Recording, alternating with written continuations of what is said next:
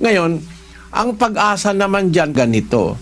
Halimbawa, nangyari ang paghihiwalay, tapos nangyari ang pagkuha ng ibang asawa, nasa labas ka ng katwiran, wala ka sa ilalim ng kautusan ni Kristo, nasa maling pananampalataya ka, hindi mo alam lahat ng aral, napapatawad naman yan sa bautismo.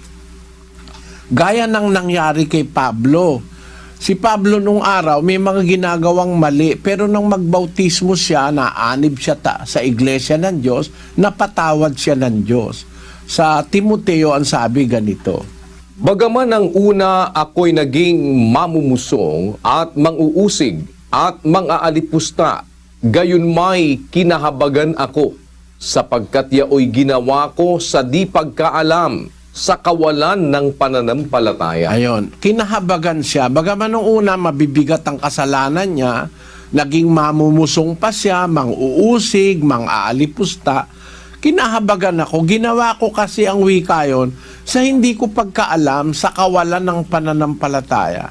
Wala pa siyang pananampalataya noon, hindi niya alam yung batas ni Kristo. Kaya halimbawa, nakapag-asawa ka sa labas ng iglesia ng Diyos, nag-asawa ka ng 4 o 10, hindi mo alam yung batas, pag naanib ka, pinapatawad naman ng Diyos yun. Kasi ginawa mo yon sa kamangmangan, hindi mo alam ang batas. Wala ka pa sa ilalim ng batas. Sa Roma 3:19, ganito ang sabi. Ngayon ay nalalaman natin na ang anumang sinasabi ng kautusan, yaon ay sinasabi sa nga sa ilalim ng kautusan. Ang sinasabi ng kautusan, yun ay sinasabi sa nasa ilalim ng kautusan. Eh kung wala ka naman sa ilalim ng kautusan, may pag-asa kang, pag ikaw ay nagpasakop na sa Diyos, sa tunay na samahang sa Diyos, may pag-asa ka namang mapatawad. Sana naintindihan mo, kapatid na Edgar.